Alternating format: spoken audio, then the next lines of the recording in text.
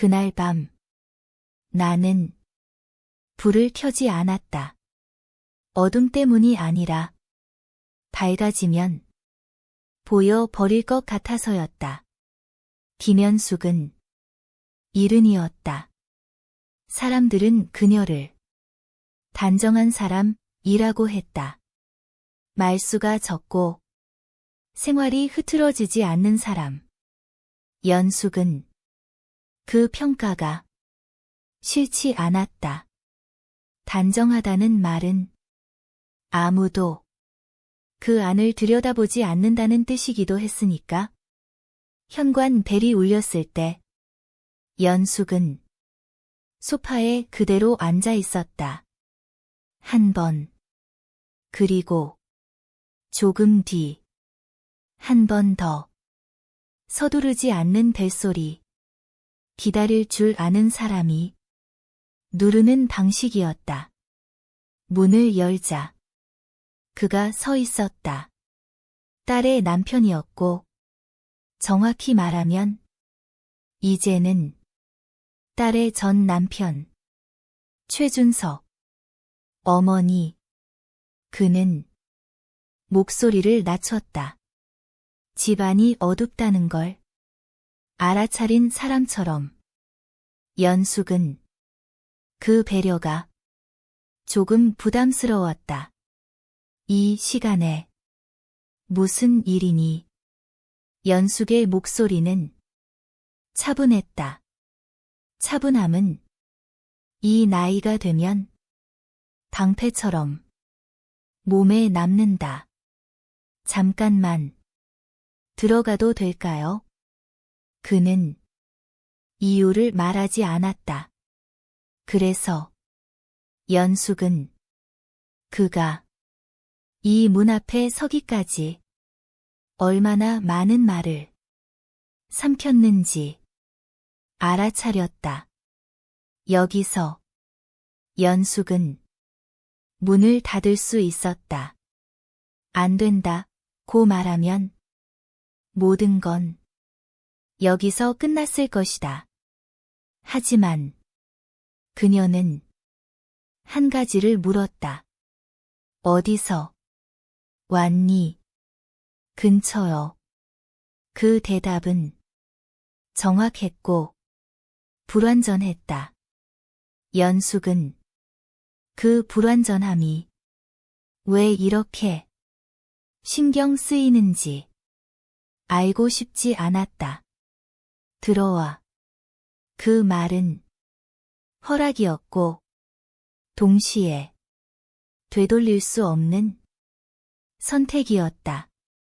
연숙은 그 선택이 얼마나 오래 갈지 아직 몰랐다. 집 안으로 들어온 준석은 불을 찾지 않았다. 어둠에 익숙한 사람처럼 가만히 서 있었다. 불 안 켜셔도 됩니다. 그 말이 연숙의 마음을 조금 더 복잡하게 했다. 차는 없어. 연숙의 말은 사실이 아니었다. 다만 지금은 그 말을 꺼내고 싶지 않았다. 준석은 고개를 끄덕였다. 괜찮습니다. 그 대답이 왜 이렇게 편안하게 들리는지 연숙은 설명할 수 없었다. 둘은 거실에 앉았다. 마주 보지 않고 같은 방향을 보고 어둠 속에서는 시선이 굳이 필요하지 않았다. 딸은 연숙이 말을 꺼내자 준석이 고개를 저었다. 모릅니다. 그 대답은 빠르고 단정했다. 연숙은 더 묻지 않았다. 묻지 않는다는 건 지금 이 시간을 연장하는 일이었기 때문이다. 시간이 얼마나 흘렀는지 알 수 없었다. 시계는 보이지 않았고 불도 켜지지 않았다. 연숙은 그 사실이 이상하게 안심이 됐다.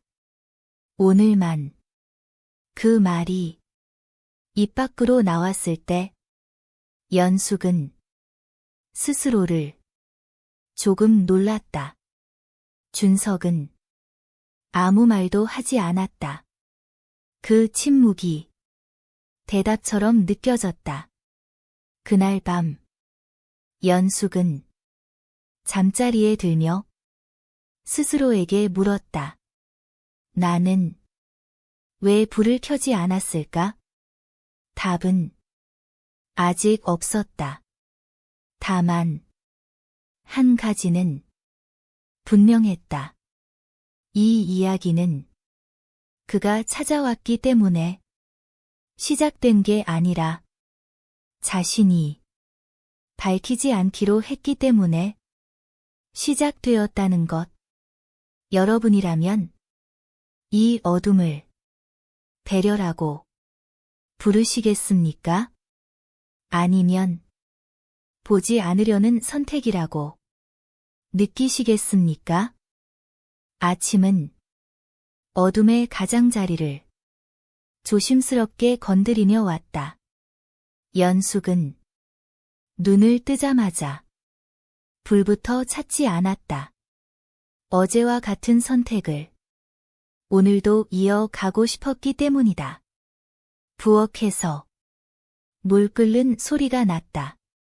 연숙은 그 소리에 잠깐 멈췄다.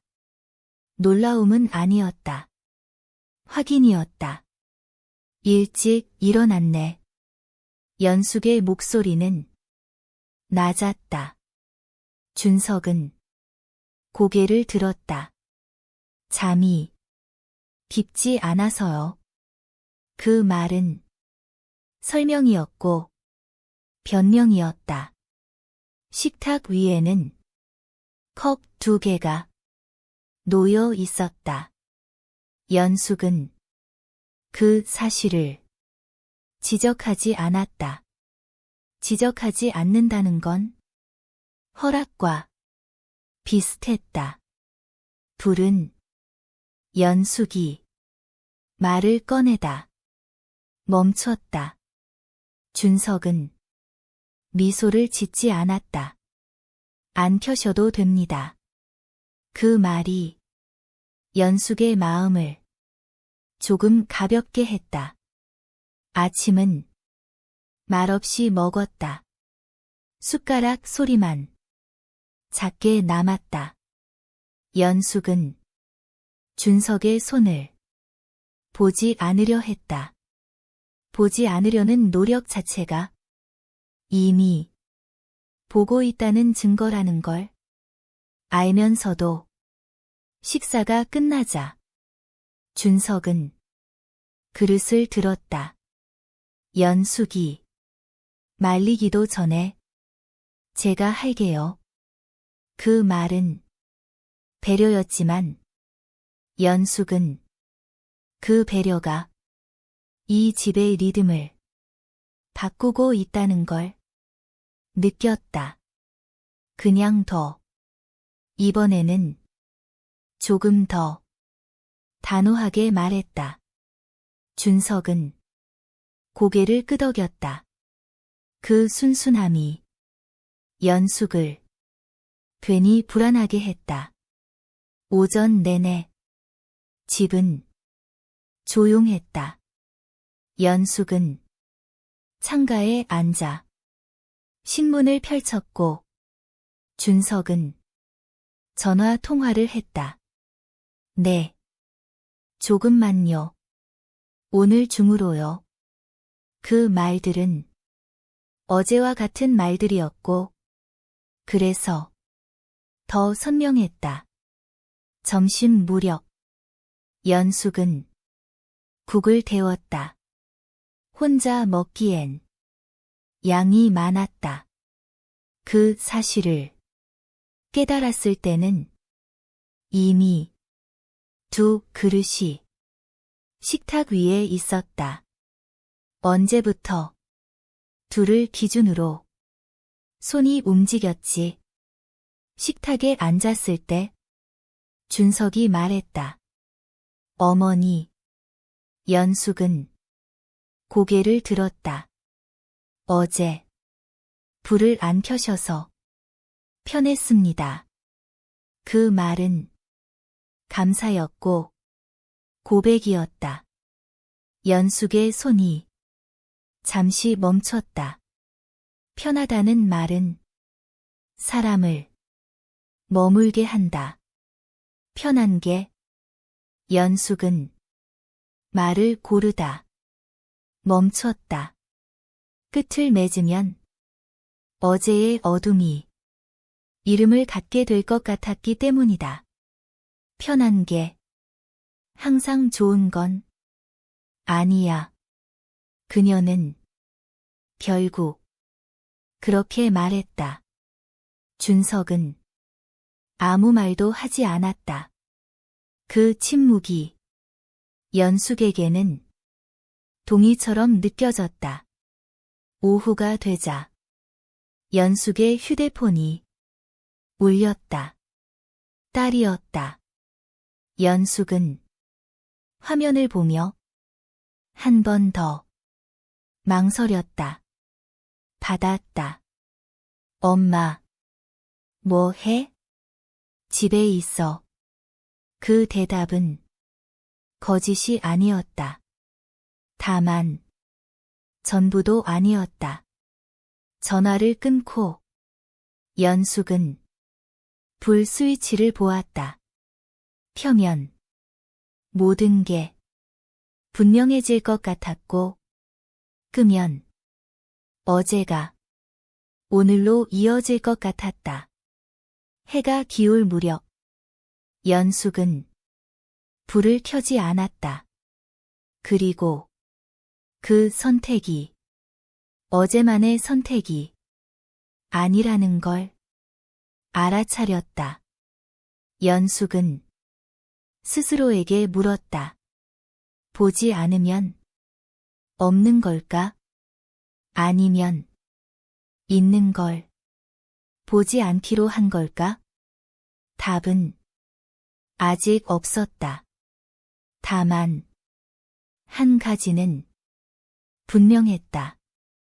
어둠이 자리를 만들었고 그 자리에 사람이 머물고 있다는 것.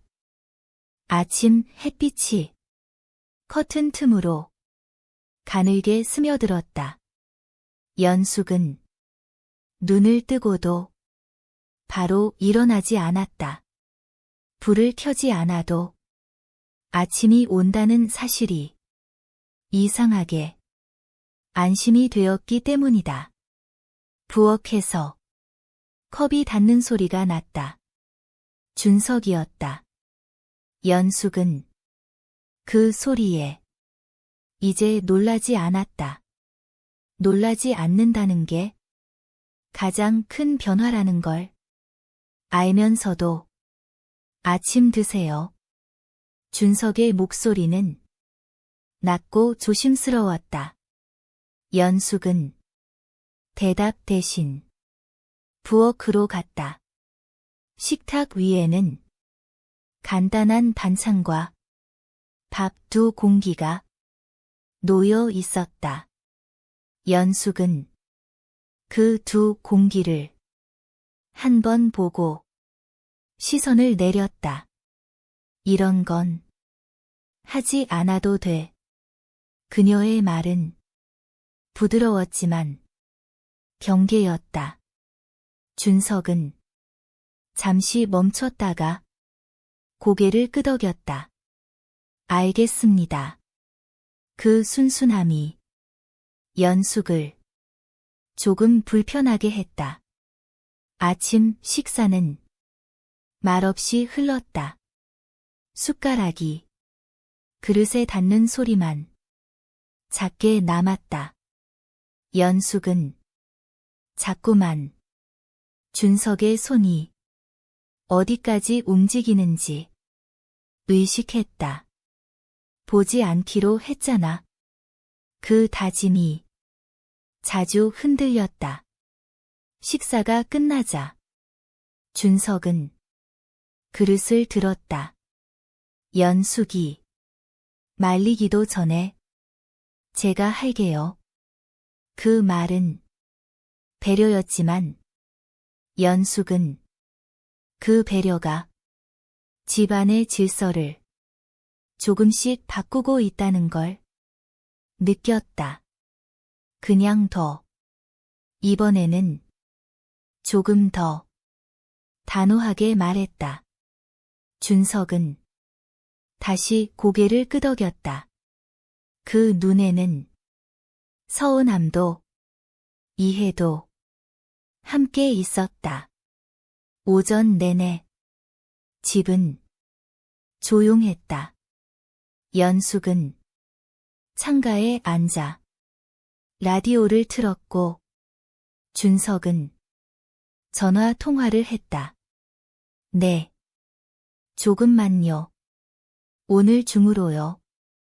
같은 말들이 반복되었다. 반복은 머물물, 정당화하는 힘이 있었다. 점심 무렵 연숙은 국을 데웠다. 이번에는 두 그릇을 꺼내지 않으려 했다. 그러나 손은 자연스럽게 하나를 더 꺼냈다. 불을 켜지 않아도 손은 기억하네. 식탁에 앉았을 때 준석이 말했다. 어머니. 연숙은 고개를 들었다. 요즘은 밤이 편합니다.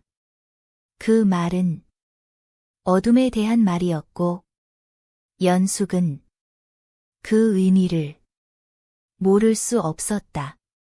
편한 건 연숙은 말을 멈췄다. 편하다는 말을 부정하면 지금의 균형이 깨질 것 같았고 인정하면 다른 이름이 필요해질 것 같았다.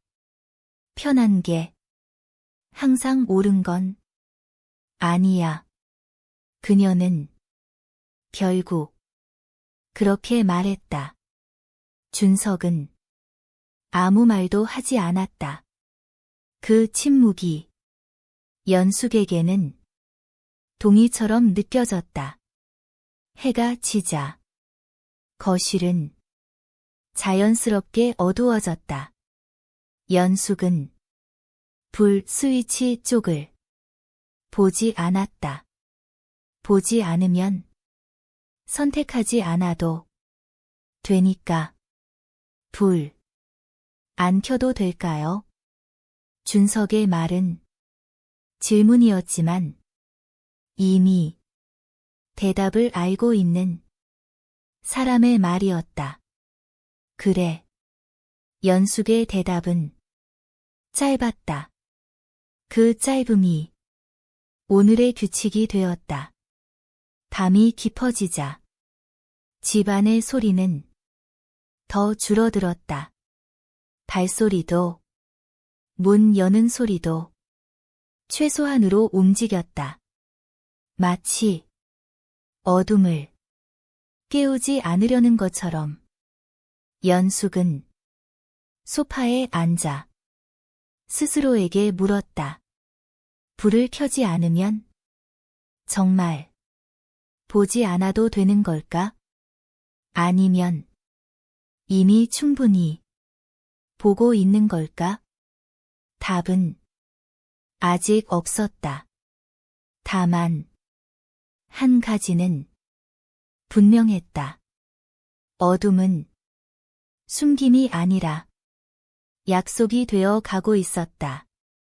그리고 그 약속을 먼저 깨고 싶지 않은 사람이 둘이라는 것. 여러분이라면 이렇게 만들어진 어둠을 배려라고 부르시겠습니까?